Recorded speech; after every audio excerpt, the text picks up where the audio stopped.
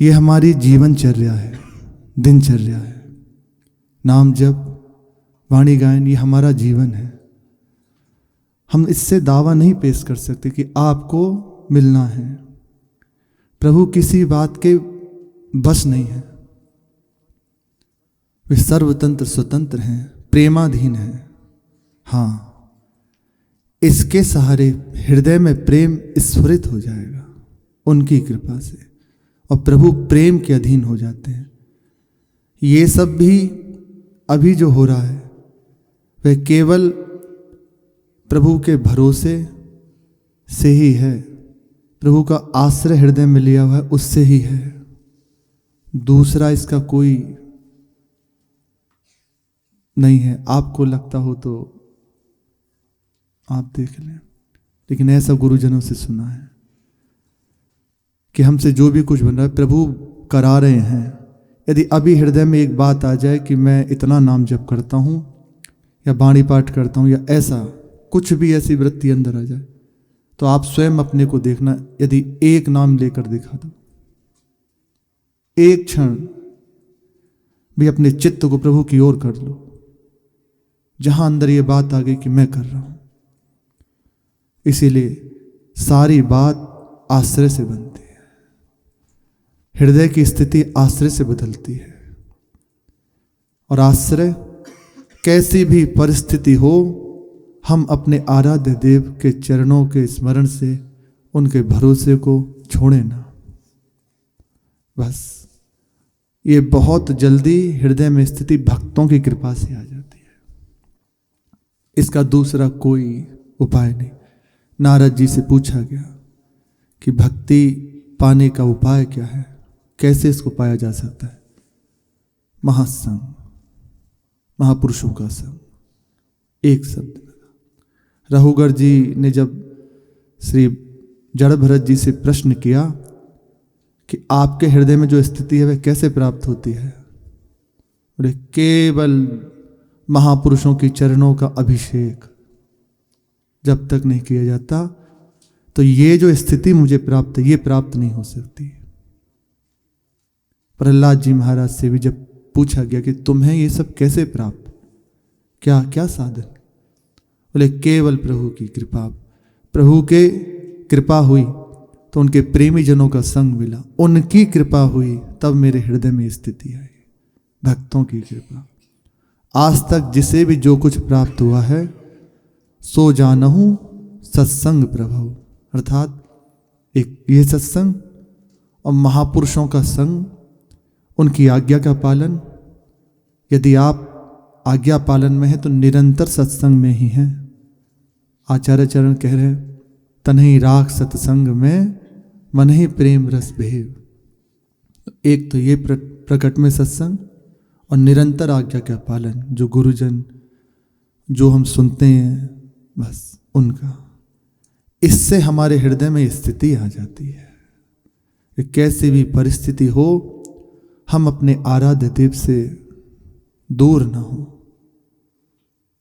ऐसी भक्तों के हृदय में सामर्थ्य आ जाती है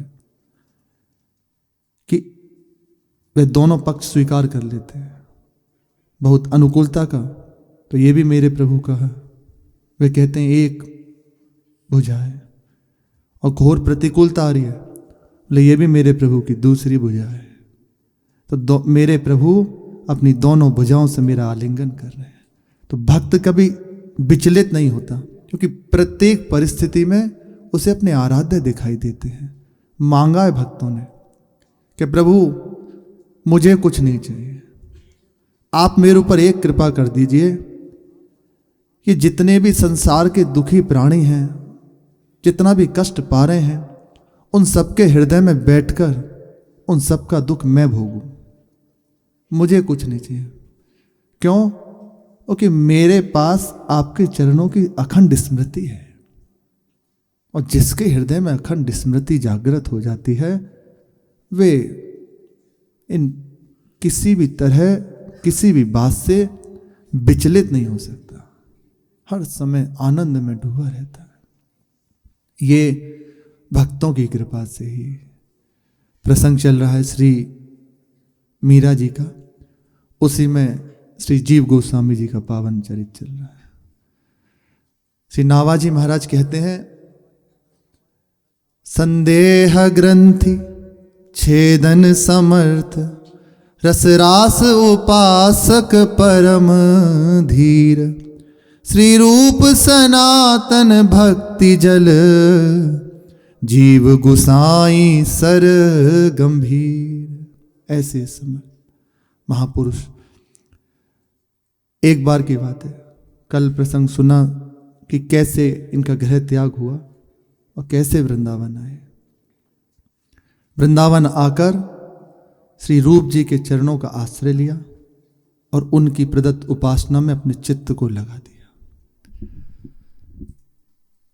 एक समय की बात है, एक दिग्विजयी पंडित सर्वत्र दिग्विजय करता हुआ वृंदावन आए। उसने सुना कि यहां विद्वता की मूर्ति, परम ज्ञान की मूर्ति श्री रूप जी, श्री सनातन जी हैं। यदि रूप जी को हरा दिया जाए तो मैं जीत जाऊंगा, यहाँ के सब मुझे विजय पत्र दे देंगे। उन सबका एक ही मत है कि रूप जी यदि कह दें कि आप जीत गए तो हम सब भी मान लेंगे। तो रूप जी से शास्त्रार्थ करते हैं। वे आए श्री रूप गोस्वामी जी के पास, आकर कहा कि हमसे शास्त्रार्थ कीजिए, हमें परास्त कीजिए। यदि परास्त नहीं करना तो फिर पत्र लिख कर दे दीजिए कि हम हारे। तो श्री नारद जी महाराज भक्ति सूत्रों में कहते हैं, बादो नावलंब्य, अर्थात भक्ति परायण पुरुष को किसी भी प्रकार, किसी भी तरह के वाद विवाद में नहीं पड़ना चाहिए। बस अपने प्रभु के चरणों के स्मरण में, उनकी सेवा में लगे रहना चाहिए, अपने भजन में रहना चाहिए। उसे इन सब चक्कर में नहीं पड़ना चाहिए। इस सूत्र के अनुसार श्री रूप जी ने विचार किया कि मेरी हार या मेरी जीत तो प्रभु से है। यदि ये जीत जाता, प्रसन्न होता है तो अच्छा है। महाप्रभु कहते हैं ये सब प्रसन्न रहें, सबके ऊपर कृपा हो, सब प्रसन्न हो, क्योंकि सब रूपों में भगवान है। तो सहज रूप से स्वीकार कर लिया कि हाँ, इसको विजय पत्र दे देते हैं, और लिख कर दे दिया कि दिग्विजय पंडित विजय हुए और रूप गोस्वामी जी की हार हुई। अब इस पत्र को लेकर वह बहुत प्रसन्न, इस बात से कि मेरे प्रभाव से बिना ही शास्त्रार्थ किए हमारे सामने हार स्वीकार कर ली। हमसे शास्त्रार्थ कर सकें ऐसी उनकी सामर्थ्य नहीं।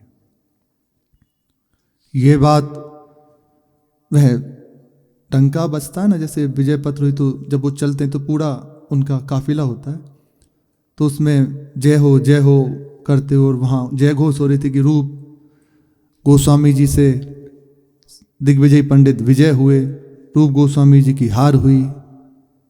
ये बात कान में पड़ी श्री जीव गोस्वामी जी के। अब उन्हें सहन नहीं हुआ, क्योंकि गुरुदेव हैं, उनकी अवहेलना की वृत्ति, हार हो गई।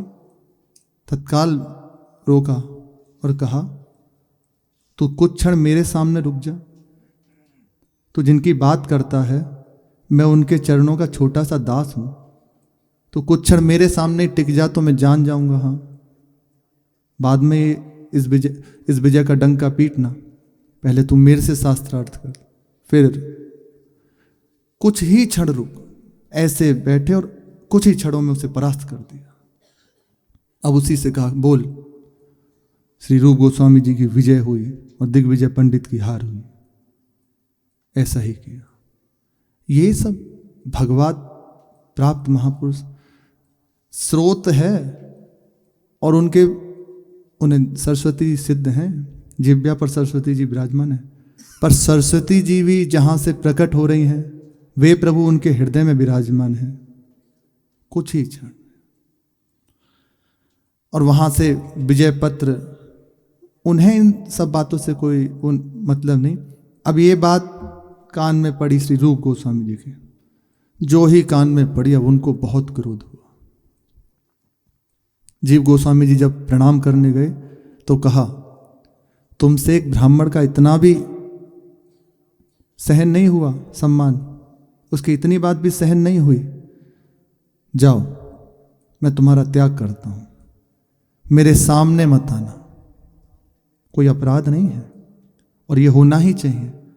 हमारे गुरुजन संत शंभु श्रीपद अपवादा, कही तहां असमर्यादा, कही सुनी तहां असमर्यादा, काटी जीव तासुजु बसाई, श्रवण मूंदी न तो चले पर आई। यदि सामर्थ्य हो तो उसकी जीभ काट लेने का मतलब है कि उसकी जो इस बात से वह अपने को विजय घोषित कर रहा है या जिस वजह से वह निंदा कर रहा है उसको काट दे, ये यदि चातुर्य है। नहीं तो कान मूंद के चला जाए। निंदा यदि सुनी, प्रभु की, गुरुजनों की, संतों की अवहेलना सुनी तो बहुत हानि हो जाएगी, नहीं सुननी चाहिए, कोई नहीं सह सकता। और फिर अब बिना अपराध, कोई अपराध नहीं पर त्याग दिया। यहां बहुत अद्भुत बात है। देखो समर्पण गुरु चरणों का। कह सकते हैं कि मेरी गलती क्या है, मैंने तो आप ही के लिए किया है और आप मुझे त्याग रहे ना। आपकी वस्तु है, आप फटकारो या गले लगाओ, ये बात आ जाना बड़ा कठिन है। सब कुछ हो सकता है, सब कुछ हो सकता है, पर ये आना बड़ा कठिन है। अपने आप को दे देना। जैसे ये वस्त्र है, इससे मुख पोंछा जाए तो इससे कोई परेशानी, कमर पे लपेट लें कोई परेशानी, या चरणों में बांध लें कोई परेशानी, कोई मतलब नहीं। ये समर्पित है। ऐसी समर्पण की स्थिति हो तभी बात होती है, बिना बात के डांटना कृपा से ही संभव है। कहा कि हमारे सामने मत आना। तुम अपने मन के आवेग को जीत नहीं पाए। ब्राह्मण को तो जीत लिया, दिग्विजय पंडित को, पर मन के आवेग को जीत पाए आज तक? जाओ हमारे सामने मत आना। तो गुरुदेव ने बोला कि हमारे सामने मत आना। इस बात को हृदय में रखा, जैसे ही आपकी प्रसन्नता, जैसे आप प्रसन्न हो। प्रणाम किया और चले गए। यमुना जी के बहुत दूर, वहां से यमुना जी के तीर घाट पर, एक तीर के पास नंद घाट है, वहीं एक छोटी सी गुफा बनाकर रहने लगे। उसी में कई कई दिन बिना अन्न जल के बस पड़े रहते हैं। शास्त्रों का रचना वो वहीं उसी समय सठ संदर्भ और संवादिनी, ये दो रचनाएं वहां करी उन्होंने। निरंतर सहज में जो आ जाता तो बस पा लेते, कभी कभी कुछ नहीं तो आटा ही घोल कर पी लेते। ऐसी वाक्य निकल गया गुरुदेव का, वचन की ही सारी बात है। अब इस कारण से उन्हें उदर रोग हो गया, जलोदर रोग, कष्टप्रद, पेट बढ़ गया, बहुत कष्ट। एक दिन प्रभु की इच्छा से भ्रमण करते हुए श्री सनातन जी घूमते हुए उधर ही गांव की तरफ पहुंचे। एक ब्रजवासी के द्वार पर खड़े होकर कहा, भिक्षा के लिए राधे श्याम। अंदर से कहा, रुक जा बाबा, अभी आ रही। तत्काल फिर एक क्षण रुके, थोड़ी देर बाद फिर राधे श्याम। और यही नियम है, भले वे कह रहे हैं बैठ कर पालो, नहीं, या ज्यादा देर नहीं रुकना चाहिए, एक क्षण बस। एक बार कहा राधे श्याम, फिर रुको, अगर आवाज आ जाती है तो ठीक, नहीं तो दूसरी बार कहिए।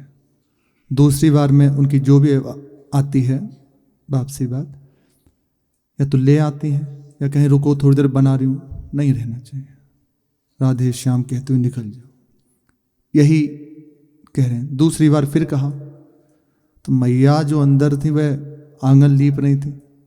उन्हें गुस्सा आई, जे बाबा जाने कहाँ ते घोड़ा पे चलो आए हुए, ऐसे ब्रजवासी एक क्षण को चैन ना आ जाए, थोड़ा सब्र ना है, काई को बाबा है।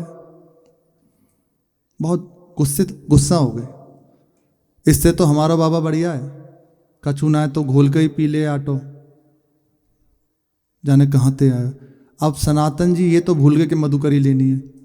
अब इस भाव से उससे बात करने लगे कि कौन से बाबा हैं। ये होता है महापुरुषों का दर्शन कैसे भी कौन, तो उनके हृदय में एक ये कौतूहल हुआ, किन महापुरुष की बात कर रहे हैं, ये ब्रजवासी इनके बाबा कौन से हैं, एक बार तो दर्शन करूं।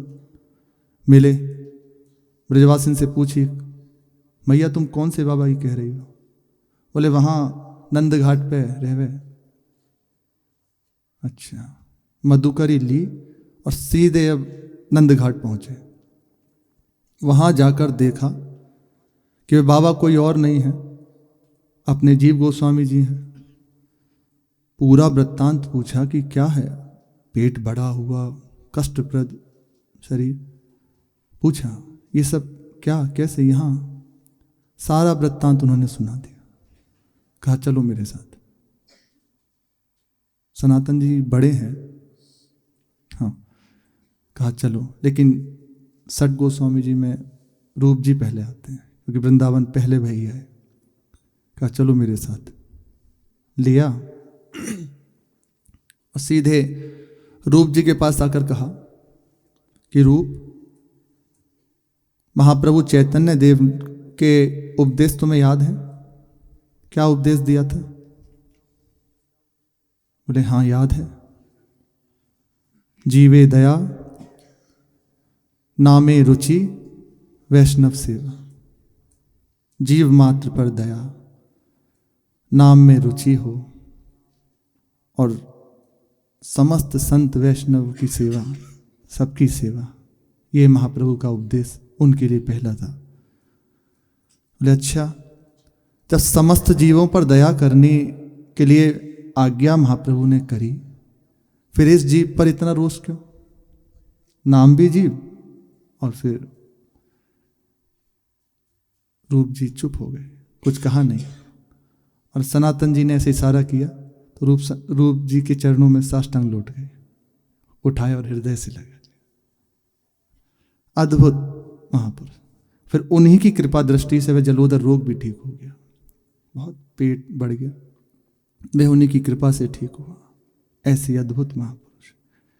एक बार आप श्री ठाकुर जी की सेवा कर रहे थे, श्री जीव गोस्वामी जी, किसी वैष्णव ने आकर पूछा कि प्रभु जगत सत्य है या असत्य है, क्या है, ये कृपा करके बताएं। तो प्रभु के सेवा करते चित्त वहीं लगा था, तो अत्यंत सहज भाव से कहा, श्री कृष्ण चरणाम भोजम सत्यमेव विजानता। बहुत सुंदर बात है। श्री कृष्ण चरणाम भोजम सत्यमेव विजानता। जगत सत्यम मसत्यम वा नेत्रेति मतिर्मम। मैं, जीव गोस्वामी जी कह रहे हैं, मैं श्री कृष्ण चरणों का आसक्त चित्त हूं, मेरी बुद्धि उन्हीं में स्थित है। अब ये जगत सत्य है या असत्य है, इन बाह्य बातों में मेरा मन जाता ही नहीं, मेरा चित्त जाता ही नहीं, मेरी बुद्धि जाती ही नहीं। अर्थात आप जहां हैं, आपकी जैसी दृष्टि है वैसा ही आपको अनुभव होगा। यदि आपको श्याम में दिखाई दे, हृदय की स्थिति है तो सर्वत्र श्याम में दिखाई देगा। कहा है, सखी हो श्याम रंग रंगी, जित देखूं तित श्याममयी है। श्याम रंग रंगी हुई है तो जिधर देख रही है उधर ही श्याम में दिखाई दे रहा है। गोस्वामी जी महाराज को दिखाई दे रहा है, जड़ चेतन जग जीव जत सकल राम में जानी। सब उन्हें राम में दिखाई दे रहा है, पर हमारी दृष्टि असत्य में स्थित है, दुख में स्थित है, राग द्वेष में स्थित है, प्रपंच में लगी हुई है, चित्त उसी के चिंतन में है, तो वही दिखाई देता है। यदि कोई अपने भाव में बैठा है तो अंदर विचार होता है कि ये वैसे ही, क्योंकि चित्त की स्थिति वही है। आप के हृदय की जो स्थिति है वही आपको दिखाई देगा।